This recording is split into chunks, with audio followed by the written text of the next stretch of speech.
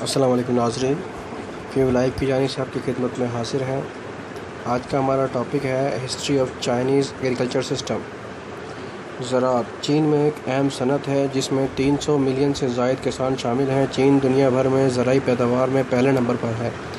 اس میں بنیادی طور پر چاول، گندم، آلو، ٹماٹر، جوار، مونگ پھلی، چائے، باجرہ، جو، کپاس، نیلوس، مکئی، سویا، سویابین شامل ہیں۔ تاریخ چین کی تاریخ کے دوران کھیتی باڑی کی ترقی نے، جو اب دنیا کی سب سے بڑی آبادی ہے، اس کی ترقی میں کلیدی کردار ادا کیا ہے۔ پروفیسر لیو لی اور دوسروں کے ذریعے پتھر کے اوزاروں کے تجزیے سے یہ بات سامنے آئی ہے کہ چینی زراعت کی ابتدا زرعی بیولوجیکل میں ہے۔ اس وقت کے دوران شکاری جمع کرنے والے جنگل کے پودوں کو انہی اوزاروں کے ساتھ کاٹتے تھے جو بعد میں باجرہ اور چاول کے لیے استعمال ہوتے تھے۔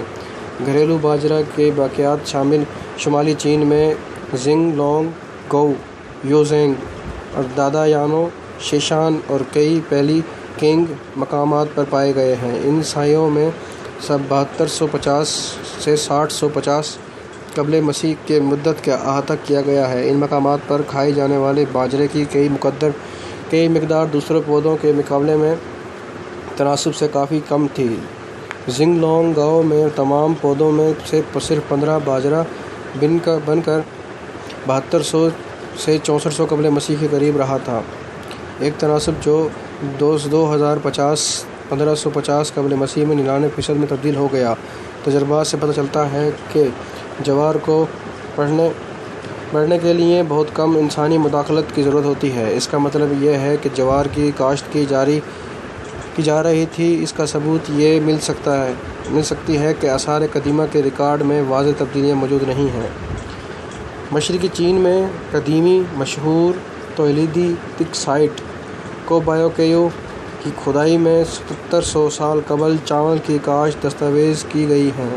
تقریباً نصف پلانٹ کا تعلق گھریلو لوجیکل پرجاتیوں سے ہے، جبکہ باقی آدھی جنگلی قسم کے چاول تھے۔ یہ ممکن ہے کہ کوبایوکیو کے لوگوں نے بھی جنگلی قسم کاشت کیا ہوا ہے۔ سویان کے قریب یوباؤ اور پینپو میں پیوموڈو کلچر کا مقامات پر معلوم ہوتا ہے کہ پتھر اور ہڈی سے بنے ہوئے باجرہ اور کوڑے جیسے اوزار شامل ہیں۔ چاول زرعی آبادکاری کے ثبوت تیانلو شان 5000 سے 450 قبل مسیح کے پیوموڈو مقام پر پائے گئے ہیں، اور چاول جنوبی چین میں ما جین بنگ ثقافت کے ذریعے زرعی معیشت کی ریڑھ کی ہڈی بن گیا ہے۔ تاریخی اوقات میں یہ سزا دی گئی تھی کہ اناج پونڈریز بننے کے متبادل کے طور پر زیادہ سخت جسمانی سزا جیسے ٹیوٹو لگانا یا پیپر کاٹنا ہے۔ کچھ اسکالرز کا خیال ہے کہ ان سخت مشقت جملوں پر 4 یا 5 سال کی حدیں شہنشاہ وین کی قانونی اصلاحات کے ساتھ شروع ہوئی تھیں۔ چینی افسانوں میں زرعی سے وابستہ ایک طویل روایت بھی موجود ہے۔ اپنی کتاب مستقل زراعت کسانوں کی 40 صدیوں میں پروفیسر فرینکلن ہیرم کنگ نے چین کی روایتی کاشتکاری طریقوں کو قدروں کے بیان کیا ہے، اور ان کا بیان کیا کاشتکاروں کے طریقہ کار میں بہتری۔ ترقی پذیر ملک کی حیثیت سے چین کی حیثیت اور قابل کاشت اراضی کی شدید قلت کی وجہ سے چین میں کاشتکاری ہمیشہ ہی محنت مزدوری کرنے والی رہی ہے۔ تاہم اس کی پوری تاریخ میں مختلف طریقے تیار یا درآمد کیے گئے ہیں جس میں زیادہ کاشتکاروں کی پیداوار اور کارکردگی کا اہل ہوا۔ انہوں نے قطار کی کاشتکاری کو بہتر بنانے میں مدد کی اور بیج کی کئی مشق کا استعمال کیا۔ موسم بہار اور خزاں کے عرصے کے دوران کاشتکاروں کی ٹیکنالوجی میں 2 انقلابی بہتریاں واقع ہوئیں۔ ایک یہ تھی کہ ہل چلانے کے لیے لوہے کے اوزار اور بوجھ کے جانوروں کا استعمال تھا، اور دوسرا یہ تھا کہ دریاؤں کو بڑے پیمانے پر استعمال کرنا اور پانی کے تحفظ کے منصوبوں کی ترقی۔ 6 صدی قبل مسیح کے انجینئر شنشو اور 5ویں صدی قبل مسیح کے زمین باؤ چین کے 2 قدیم ترین ہائیڈرولک انجینئرز ہیں، اور ان کے کاموں کو آبپاشی کے نظام کو بہتر بنانے پر مرکوز کیا گیا تھا۔